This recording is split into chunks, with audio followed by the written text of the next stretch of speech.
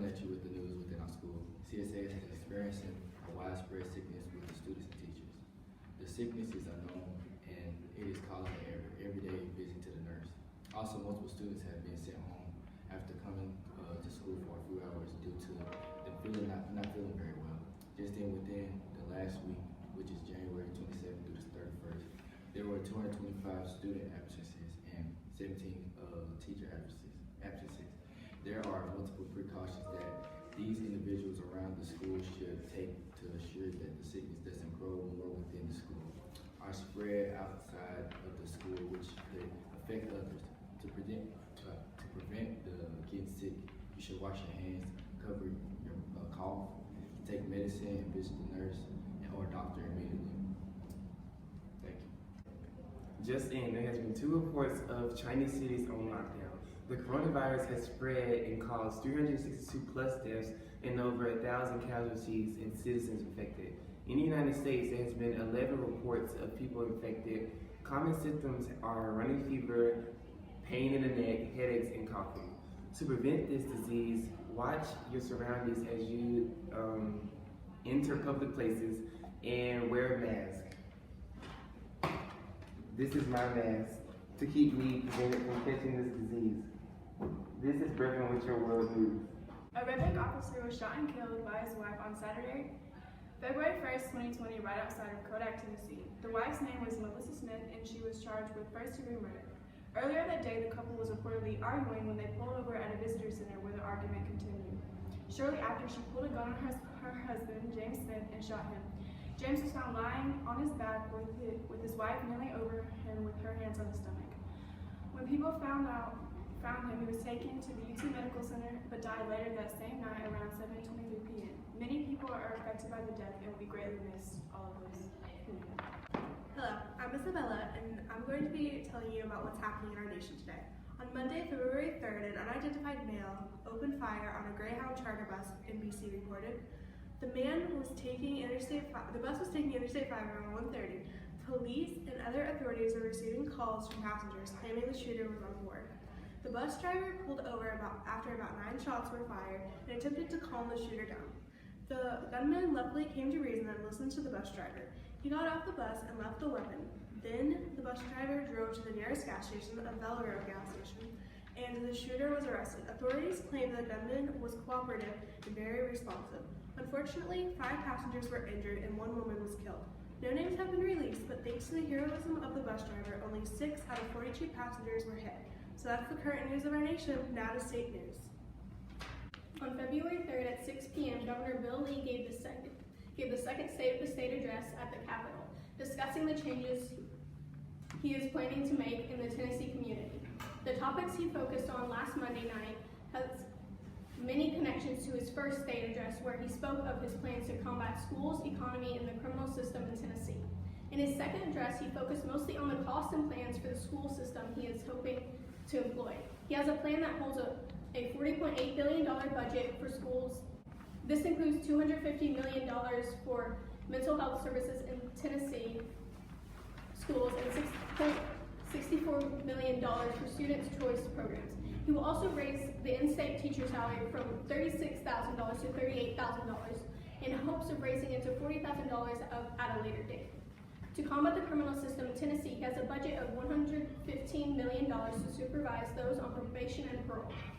This budget also includes 25 new Tennessee Bureau of Investigation agents. These plans are in hopes to, according to Bill Lee, serve Tennesseans to help make their lives better, to help them get a better education, to help recruit and create new jobs, and to help make our state a leader in our nation. Last Sunday, February 2nd, was the 54th Super Bowl. The Kansas City Chiefs played the San Francisco 49ers. The 49ers led by 10 in the middle of the 4th quarter, but the Chiefs came back with a 31-20 lead to win the game. Patrick Mahomes became the first black quarterback to win the Super Bowl and became the Super Bowl MVP. Here we are with the starting small forward for the junior varsity team, Ben Blackburn. How do you think your performance was on Friday? Personally, I'm hard on myself, so I don't think I did pretty good. I have a lot of energy during defense, and overall during the game, I feel like I should have had more energy. So So how can you or your team prepare to do better for the next game? Mainly helping transition the ball, giving the ball to our main scorers, having energy like we had at the Brandon game, doing good on defense and being able to break the press. All right, back to sports. This is Michael Wright, starting point guard for the CSAS Patriots. So how you feel about the game Friday night? I think that we could have done better. We had better games in the previous games, but like we're sure to get them next time. What do you think you could have done different? We could have like listened to the coach more, and like we could have did the press better because like we were messing up on most of that. So how do you think you and the team could have improved? We could improve by showing more effort on the court and like having more energy because like we were going down on each other. And him and the CSA Patriots will be playing them next week. They're on senior night. Today's topic on left, right, and center is Trump's impeachment. This may be a rapid trial. Should it be quick and easy, or should it be more charges? The left is opting for a censure. A censure is a formal vote expressing the disapproval of someone's actions. It would only require a majority vote. It doesn't directly affect the president, but it will permanently document that the president's actions were wrong. It would also serve as fuel for the upcoming election.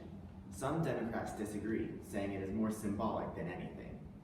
The right is also partially in favor of censure, with some Republicans agreeing with the idea. In the minds of those who agree, the idea is not to make Trump at fault for his actions, but to be able to claim that they did disagree with what he said or did. Without impeachment, some disagree with this, saying it is unwarranted. Many Republicans have questioned the sanctity of Adam Schiff and how he has misled the American people over the whole ordeal. Republican Jim Jordan stated the Democrats never expected what was going to pursue. In the center, many find the impeachment wasteful. They would rather focus on things that actually benefit the country, like the economy and infrastructure of the United States, both of which are being pushed to this side because of the impeachment. Hey, I'm Finn, and this is Pop Culture News. This year's Super Bowl 54 on Sunday, the halftime show was performed by J-Lo and Shakira. They were the first pair of Latino women to headline the halftime show for the Super Bowl. The two of them both made sure to incorporate their own culture and ethnicity throughout their performance. Yet it turned out to be a very explicit performance. Shakira performed a few of her hits throughout the years, which included Wherever, Wherever, and Hips Don't Lie.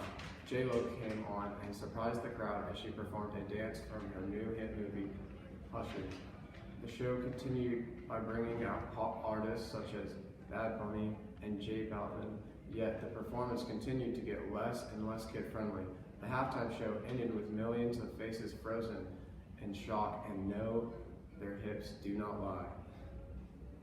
I'm Annabelle Hill. And I'm Myron Carr. Tonight on the early morning, late afternoon, midnight show, we'll give a rundown of the world's most crucial, stirring headlines. First up, a UK-based company is selling glitter-covered coffins as well as equally glittery urns for you and your pets. This gives a whole new meaning to the term, it hurts to be beautiful. Next, a Georgia man was recently arrested after breaking into a Taco Bell, preparing food, and then taking a nap. The real joke is on authorities because now the man is being served practically the exact same food in prison without having to prepare it. In further news along the same line, health inspectors at a Houston restaurant were forced to trash 600 tamales deemed unsafe for consumption. On an unrelated note, come to Mr. Lowry's room for free tamales while supplies last. Moving on, a snake charmer in Indonesia recently died of a savage pink cobra while showing off his magic skills. Needless to say, the snake got his head chopped off following the incident, but really poor snake. His last memory is of that guy's bare chest and farmer's tan. PETA should hold a memorial service. In our final story, a rescued owl was found too obese to fly. What can I say other than that is why you never trash 600 tamales, even if they are deemed unsafe for consumption. Thanks for tuning in on the early morning, late afternoon, midnight show.